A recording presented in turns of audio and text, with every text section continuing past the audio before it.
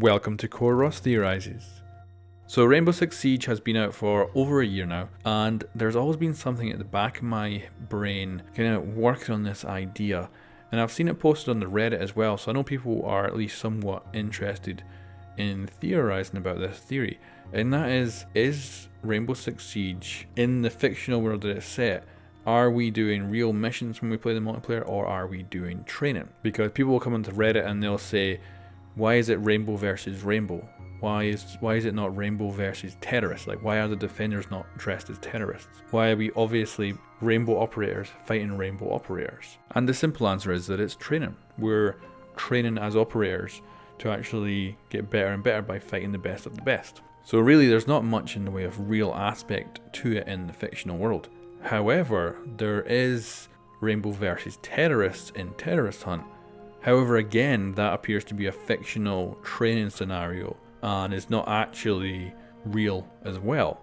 However, we may have one mission that actually is real in this fictional world, and that is Bartlett University. And Bartlett University is set after all the situations, which again are obviously training, but this one actually has an intro cutscene kind of explaining it. It actually shows an attack on a university, and for all intents and purposes appears to be us as Rainbow Six doing a real mission, and it's the only real mission we do. And up until Bartlett University was released as a multiplayer map, this was the only mission that would use this map. So Bartlett University, it does appear to be real. But the biggest problem with that being a real mission is Rainbow's response time. Like, they appear to get there within hours of the attack. And of course, Rainbow's going to have bases all over the world. They're going to have operators based all over the world ready to respond to anything, but the problem is you're still not going to get down there within the hours of the attack. Like, you're going to probably leave it to someone like local SWAT. Like, they can probably deal with that kind of attack on a university because they'll probably have the gear there, so they'll probably be able to go in and they'll probably do just as good a job as Rainbow. So how does Rainbow get there so quickly? And the theory might be that it's actually the character Smoke, because it is quite possible, and there's been a lot of theories around this, that he's actually a traitor, that he's actually working with the terrorists. However, I think that the evidence we see probably actually means he's a double agent. He's probably working with the terrorists, but undercover. And that's how Rainbow is able to respond so quickly, because they're getting inside information. He actually appears in his operator video in a kind of smoke-filled room, very similar to the university. I don't think it's the university, but it's definitely similar. And it's kind of made people actually consider the fact that maybe he's a traitor. Now, I don't think this is the case. I think Smoke is a good guy, but I think it's quite possible he's been working undercover with the enemy. Now, people have compared his smoke canisters to the terrorist smoke and said, oh, they're very similar, but of course they're also very different, because Smoke's chemical weapon is very localized, it's temporary, and it definitely doesn't do the damage we see the smoke of a terrorist doing. So I think that certainly Smoke created his own chemical weapon that is a lot safer than what we see the terrorists using, even though they're very similar in look. Now, I'll probably do a whole episode actually looking into this kind of aspect of Smoke entirely, but it does mean that this could solve the problem of response time, because it means Rainbow will get warned about the attack, and that means they can respond to it within potentially an hour of it actually happening. But let's move on to training, and this is what this video is really about, and that is, what exactly are we seeing when we play the multiplayer? Because people might just say, oh, it's like Call of Duty or Battlefield, we're just having a fictional battle that doesn't mean anything in the reality of world. So let's start with live fire training. Let's just theorize that maybe we're actually involved in live fire training. Like, is this the kind of training we're actually seeing in Rainbow Six Siege? Because they're certainly going to want to keep the reality high. And we actually do see in computer games something like this, and especially in Halo, because Halo actually has a lore behind it that the multiplayer is red versus blue, and these two teams of Spartans fight each other because the idea is, if you put the best of the best against the best of the best and you just fight and fight and fight and fight, you will get better and better and better. Now, the advantage the Halo universe has is high tech. They're based in the future, so they've got large suits of armor that protect them but can also be used for training purposes. They can actually be set up to make it physically feel like you've been shot, and also if you are killed in action, the suit can just switch off, and that means you can't move, effectively making it look like you died.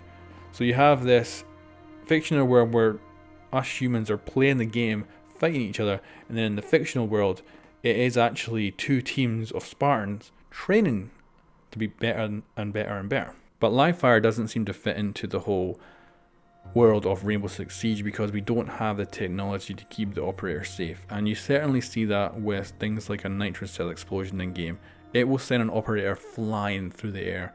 Now there's no way that that could be real in the fictional world. It would just potentially going to hurt your operators and you're not going to be able to use them for counter-terrorism work. So let's move on to other potential things, and this is stuff I've seen pop up on the Reddit, and that is virtual reality. Now VR is good for us gamers because we can sit down and play it, but the big problem with it for someone like a counter-terrorist operator is they need to actually physically do a lot of the things they're doing so that they get better and better at doing them.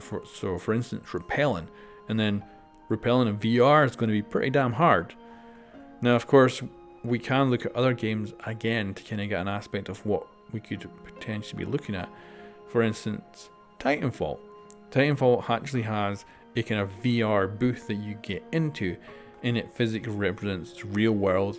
And as far as I can tell, you can also move around in it, so you're actually able to do the physical elements that you can get better and better at actually doing. So it's not like your muscles aren't doing anything, you actually are training. And you are completely safe when you're in that VR environment. So that totally works, but again, that's future tech. We don't have anything like that, even in the military. We're not even close to that. Now we do have other types of games as well that show us other ways of creating virtual worlds. We have Assassin's Creed. Now that would be a really good one for these counter-terrorist use because it's pretty much completely realistic. Big problem is you can't move, so you're not physically getting stronger when you're in it. Now we do see an adaptation of that in the actual Assassin's Creed movies. We do see the protagonist actually fitted into a suit that allows him to move around while he's inside the virtual world. Again, that's tech we do not have. So for the moment, I'm going to have to rule out virtual reality because we just don't have the flexibility to actually physically do everything we want to do in that world and get better and better at. We're on our way there, and certainly if you've got the funding of, say, the military, you might be able to get something that's reasonable in that aspect. But what I think is far more feasible is augmented reality, where we get something which melds a fictional world with a real world, so that we can create something like a basic representation of a location. Something like we see in Call of Duty, where we get like a basic representation of a location made out of just simple materials. Then you add a virtual element to that with augmented reality, something maybe like HoloLens is showing us now, and that means we can actually put a virtual element on top of that real world. And that would mean you could create a simple representation of a map, but then you could actually fill it with artificial reality on top of it all and turn your fictional map into the real thing.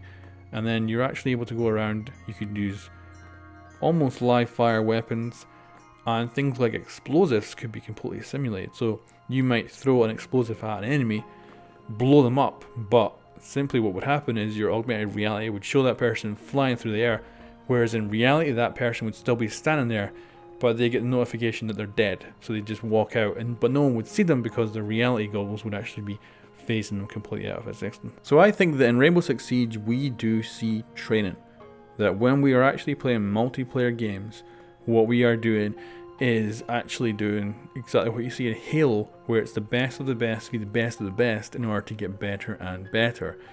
And the only real mission that is represented in Rainbow Six Siege is Barlick University. And hopefully in the future, if we get Rainbow Six Siege 2, we might actually get to see the real single player story that they were potentially thinking about doing for this game to begin with. And again, if we go and look at another game out there right now, and that would be Titanfall. It was all multiplayer to begin with, but then they released Titanfall 2 with a single player campaign, and I would say one of the best single player campaigns I've ever played. And that really represents maybe where we could go with Rainbow Six Siege. If it goes and we get a sequel, we could potentially get a really cool campaign out of it. Of course, that's going to be years away, so we'll have to wait and see. But I'm going to be doing more of these theory videos, so thank you very much for watching, guys, and I will catch you next time.